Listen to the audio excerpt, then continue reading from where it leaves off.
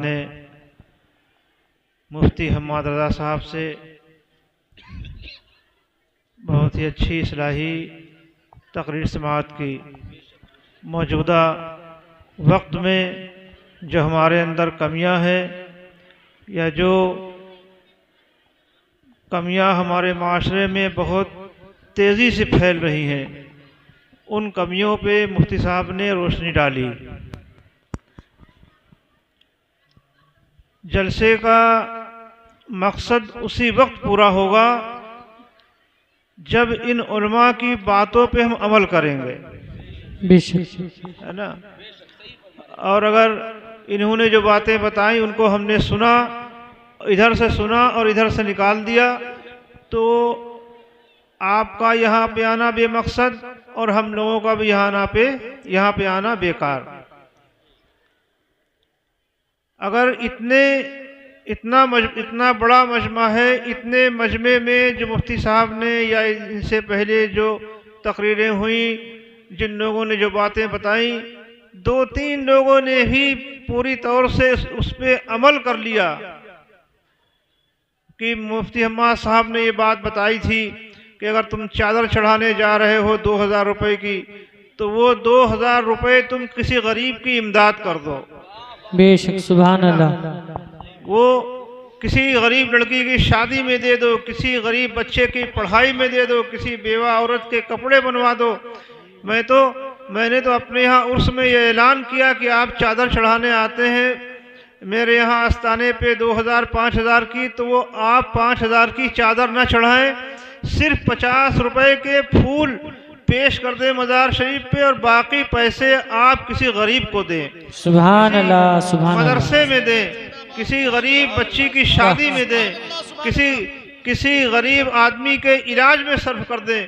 तो ऐसी चीज़ों में पैसों को खर्च करें। यहाँ तक कि उस दिन मैंने मुफ्ती साहब के सामने ये बात कही थी, मेरे पास फ़ोन आया कि हज़रत मैं आ रहा हूँ, मेरे पास आए होंगे, अल्लाह ने उनको औलाद अता की, कि मेरे बेटा हुआ, मैं आ रहा हूँ, वहाँ डेगे करूँगा। कितनी डेगे करोगे? जो भी 2-4-5 डेगे बताई, और 2 गाड़ी आएंगी। बहराइच की तरफ के लोग थे।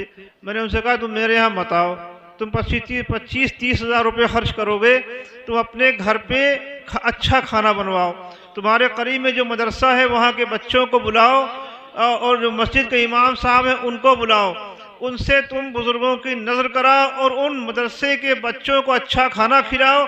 जो तुम्हारे पड़ोस में गरीब लोग हैं उनको तुम वो खाना खिलाओ, और उसी पैसे में से कुछ नज़र अपने मस्जिद के इमाम साहब को पेश कर दो, तुम्हारा यहाँ पे आना कबूल हो जाएगा। सुभान अल्लाह, सुभान अल्लाह, या रसूल अल्लाह, जिंदाबाद, सुभान अल्लाह। पैसा मुफ्ती साहब ने बहुत अच्छी बातें बताई। मैं तो मुकर्रिर हूँ नहीं, उस अंदाज में आपको बता नहीं सकता हूँ, समझा नहीं सकता हूँ। सिर्फ इतना कहूँगा, अल्लाह ने अगर आपको दौलत दी है या आप कहीं पे दौलत नहीं दी है, आप 100-200-500 रुपये कहीं खर्च करना चाहते हैं, तो उसका मसरफ अच्छा होना चाहिए। बेशक, पैसा अच्छी जगह खर्च हो, ताकि वो उस पैसे को खर्च करने से आपको सवाब मिले और दूसरों को फ़ायदा मिले। और ऐसी जगह पैसा मत खर्च कीजिए कि वो पैसा भी बेकार जाए और आपको बजाय सवाब के आपके नाम अमाल में गुनाह लिखा जाए। तो बहुत अच्छी बातें बताई, इन सब बातों पे अमल कीजिए। और जहाँ भी जाना होता है, मुफ्ती मौलाना असना साहब ने दावत दी, इनकी दावत पे हाजिर हुआ। बहुत दिनों के बाद मैं इतनी देर किसी जलसे में रुका हूँ। नहीं, ज़रा नवाजी नहीं है, ज़रा नवाजी कोई बात नहीं है, क्योंकि बहुत सी बातें होती, कुछ बातें ऐसी होती हैं जो मैं रुकूं, मैं उन बातों को कह नहीं सकता हूं कि मैं किस लिए नहीं रुक रहा हूं, मैं उसका इजहार नहीं कर सकता हूं।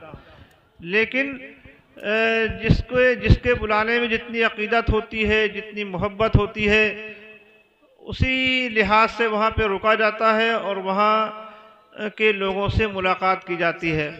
और जहाँ भी हमारे बुज़ुर्गों का तरीक़ा रहा, जो हमारे असलाफ थे उनका भी तरीक़ा रहा, जो भी सफ़र किए गए, जहाँ जाते थे, तो उसका मकसद सिर्फ एक होता था कि लोगों को अच्छी बातें बताई जाए ताकि उनकी दुनिया बन जाए और आखिरत भी संवर जाए। सुभान अल्लाह माशाअल्लाह। यही मकसद रहता है सफ़र का कि लोगों के पास जाएं और उनके बीच कुछ बातें बताई जाएं, उन पे अमल करें ताकि हमारी मजहबी ज़िंदगी भी अच्छी हो जाए, हमारी हमारा मुआशरा भी अच्छा हो जाए, समाजी ज़िंदगी भी अच्छी हो जाए। और सबसे आखिरी बात मुसलमानों, जो हर जगह कहता हूँ कि मसलके आला हजरत पे मजबूती से कायम रहे। सुभान अल्लाह माशाअल्लाह। मुफ्ती साहब ने तमाम पीरों के बारे में बताया, ठीक बहुत सी बातें बताई। मेरे इलाके में भी इस तरह के लोग हैं जो बेराह रवी इख्तियार किए होते हैं, पीरी मुरीदी का सिलसिला उनका शुरू रहता है। उनके पास लोग आते हैं, तरह तरह के अकीदे लेकर के आते हैं। कहीं कोई किसी सहाबी की शान में गुस्ताखी कर रहा, कहीं कोई किसी की बात कर रहा, कोई बहरहाल जो हमारे बुज़ुर्गों का अकीदा था, इससे पहले भी मैं यहाँ पे बयान कर चुका हूँ, मुफ्ती साहब ने भी बयान किया, जो शुरू से किताबों में चला आ रहा है कि अफज़लुल बशर बादल अंबिया बित्तहक़ीक़ सैयदना अबी बकर सिद्दीक़ रज़ियल्लाहु तआला अन्हु। सुभान अल्लाह सुभान अल्लाह। अफज़लुल बशर बादल अंबिया बित्तहक़ीक़ कह दिया गया तो इस जुमले ने सारी फजीलतें अपने अंदर समेट ली। अल्लाह के रसूल के बाद सबसे अफजल अगर कोई है सैयदना सिद्दीक़ अकबर रज़ियल्लाहु तआला अन्हु है, उसके बाद सैयदना फारूक आज़म, सैयदना उस्मान गनी मौलाए कायनात रज़ियल्लाहु तआला अन्हुम, उसके बाद जुमला साहिब इकराम जिसमें हजरत अमीर मुआविया भी शामिल है। सुभान अल्लाह सुभान अल्लाह। सबकी इज्जत व तकरीम हमारे ऊपर वाजिब व लाजिम है। किसी की शान में जर्रा बराबर गुस्ताखी अपने ईमान को खराब करना है। अल्लाह। और ये नहीं कि मैंने कोई ऐसी बात कह दी। मेरे जद्दी आला 614 हिजरी में तशरीफ लाए थे ख्वाजा साहब की बारगाह में। सुभान अल्लाह। ख्वाजा कुतुब साहब के पास भेजा, ख्वाजा कुतुब साहब ने मुरीद किया और आपको जो भी नवाजना था नवाजा। उसके बाद फरमाया कि जाओ दीन की तबलीग करो और इंसानियत के पैगाम को आम करो। फिर बिलग्राम तशरीफ लाए, 800 साल हो गए। उस 800 साल से हमारा यही अकीदा चला आ रहा है। सुभान अल्लाह सुभान अल्लाह माशाअल्लाह। नई बात नहीं, अपने बुजुर्गों को तरीका हमारा जो मैंने बताया है कि हर सहाबी की सबकी इज्जत व तकरीम हमारे ऊपर वाजिब व लाजिम है। यही हमारे बुजुर्गों का अकीदा है। इससे अगर हटके कोई बात करता है तो वो मसलके अहले सुन्नत वल जमात के खिलाफ है। जी इसी पे मजबूती से कायम रहे या मसलके आला हजरत यही है, मसलके आला हजरत पे मजबूती से कायम रहे।